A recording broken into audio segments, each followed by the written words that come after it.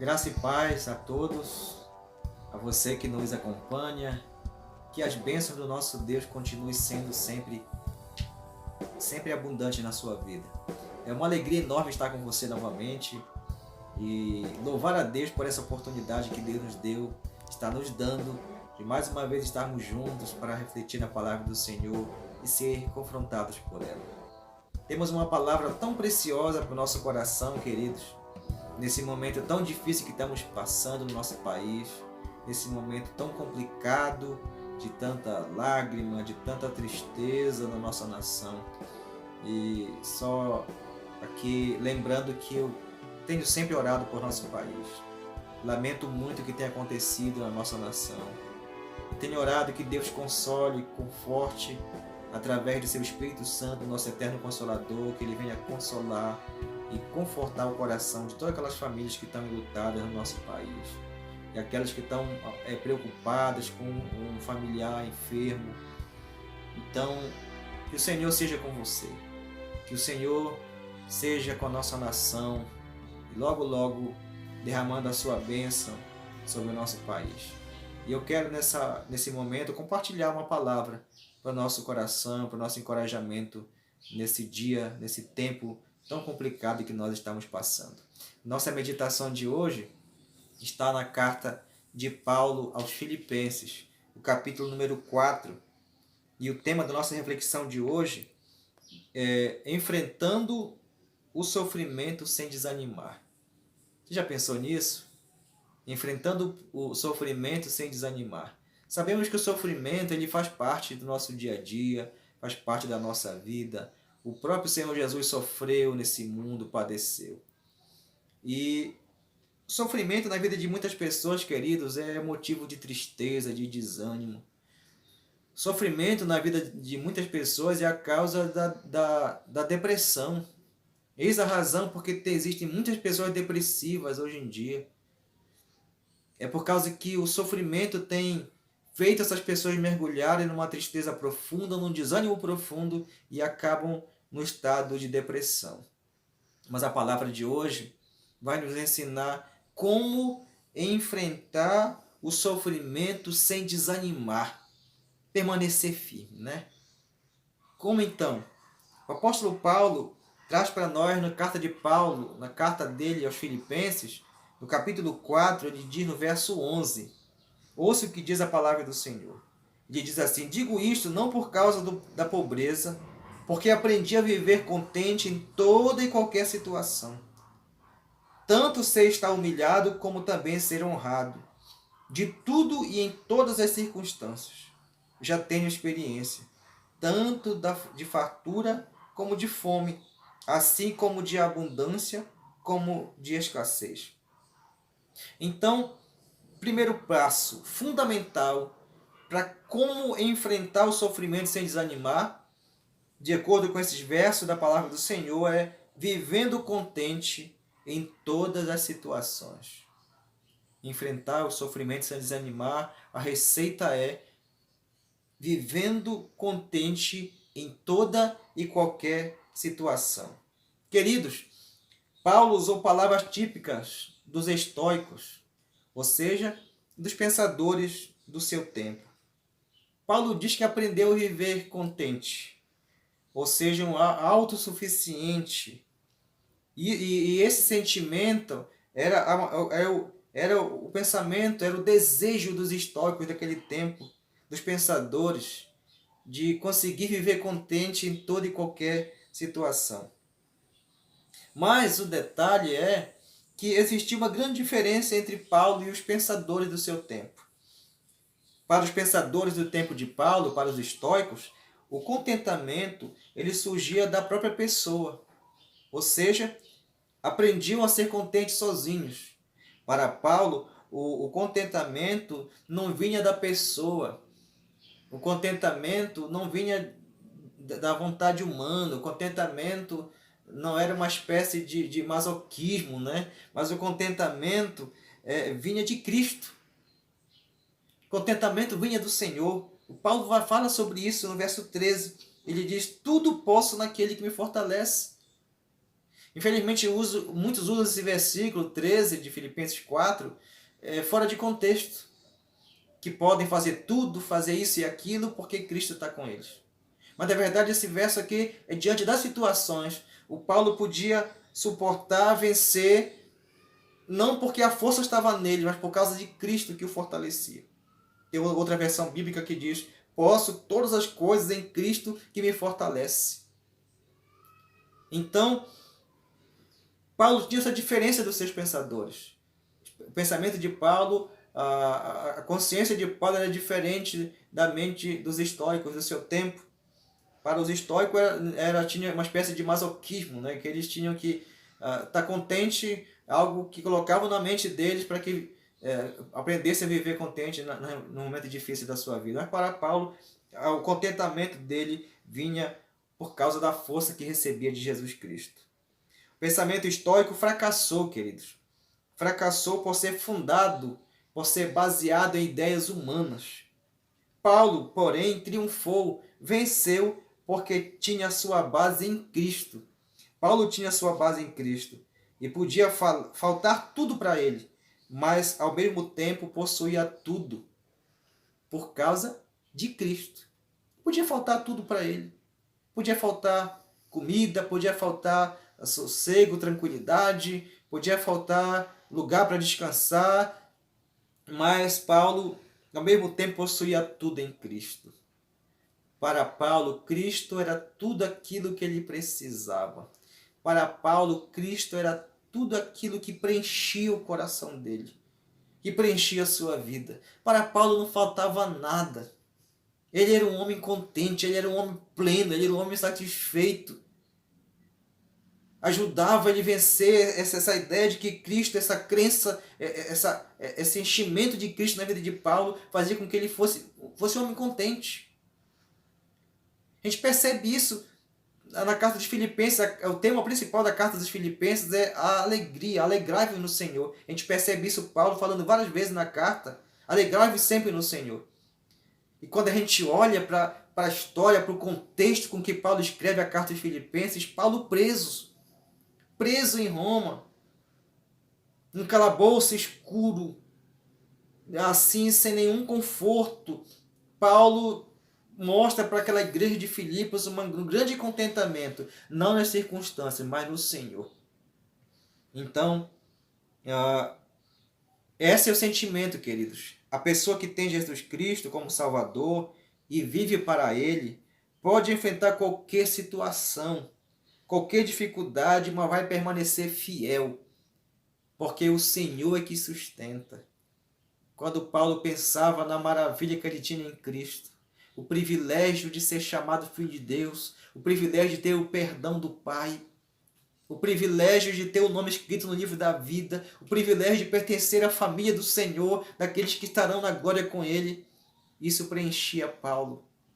Isso fazia ele olhar por cima das dificuldades. E aí, nesse momento, eu quero levar você a pensar e a tomar posse dessas verdades, porque essas mesmas verdades bíblicas que eram aplicadas na vida de Paulo, elas são aplicadas à sua vida também. Se você tem Cristo no coração, essas verdades bíblicas são aplicadas a você também. Tome posse dessas verdades, enche o seu coração com tudo que está em Cristo. Nós temos tudo que precisamos em Cristo. Nós vivemos numa sociedade, queridos, tão focada no consumismo, no materialismo. E isso faz, muitas vezes, nós vivemos infelizes, desanimados, porque muitas vezes olhamos para a nossa casa, para dentro da nossa família, e a gente vê tantos problemas, doenças, dificuldades, problemas conjugais, problemas financeiros, e situações que nos afligem, que nos proporcionam tristeza. Mas, quando nós olhamos para Cristo, nós podemos perceber que nele nós temos tudo. Nós temos tudo que precisamos em Cristo. Um escritor de certo livro, ele disse que se Cristo não fizesse mais nada, além de ter morrido por nós na cruz, nós teríamos motivo suficiente para louvá-lo, para nos alegrar nele sempre. Mas o Senhor continua fazendo coisas bondosas e maravilhosas na nossa vida. E eu quero concluir a meditação desse momento dizendo para você a palavra de Paulo, na carta de Paulo aos Romanos, capítulo número 8, o verso 18, que ele diz assim: porque para mim tenho por certo que o sofrimento do tempo presente não pode ser comparados com a glória a ser revelada em nós. Que palavra tão profunda. Que palavra tão preciosa.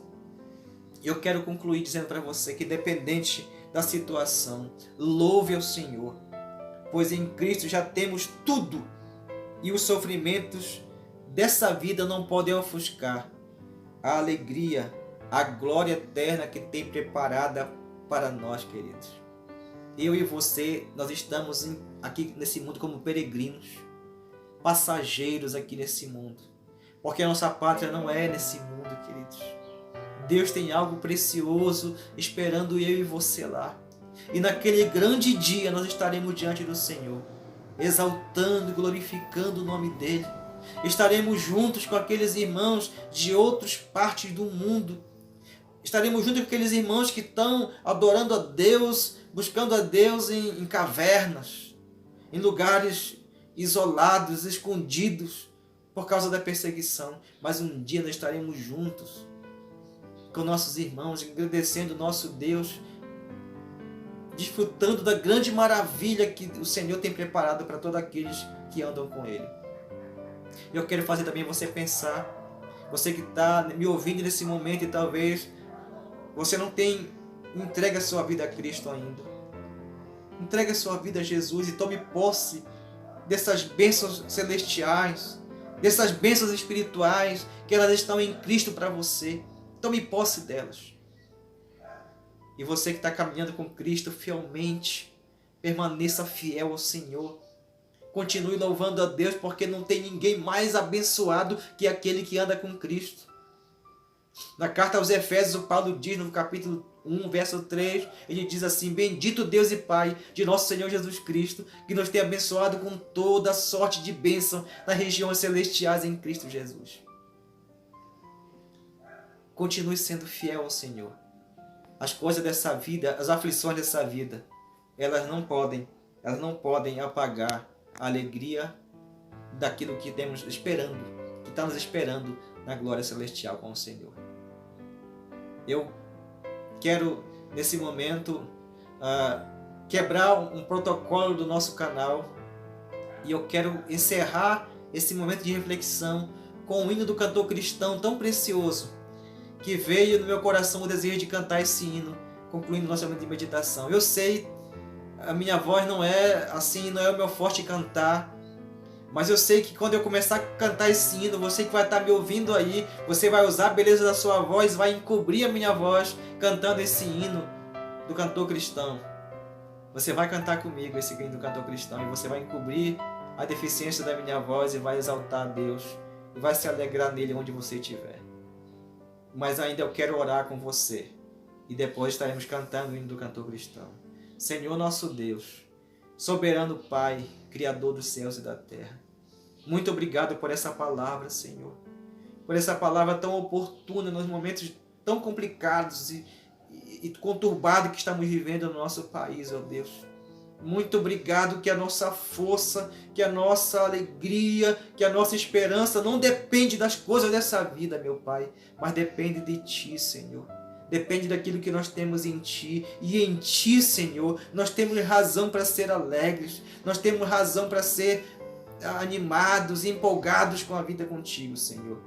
Eu oro por esse meu irmão, por essa minha irmã, por essa família que está triste, que está desanimada nesse momento. Pai, em nome de Jesus, aplica essa verdade espiritual na vida dessa pessoa que está me ouvindo, Senhor, para que eles possam gozar da verdadeira alegria, se desprender das coisas dessa vida e focar naquilo que o Senhor tem para eles.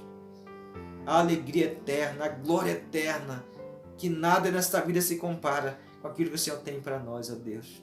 Abençoa esse meu irmão, essa minha irmã que está me ouvindo nesse momento, com a bênção da alegria, com a bênção do consolo, com a bênção da alegria exultante nas coisas que o Senhor tem preparado para nós, ó Deus. Pois eu oro tudo isso no nome de Jesus, a nossa única esperança que vive para sempre. Amém.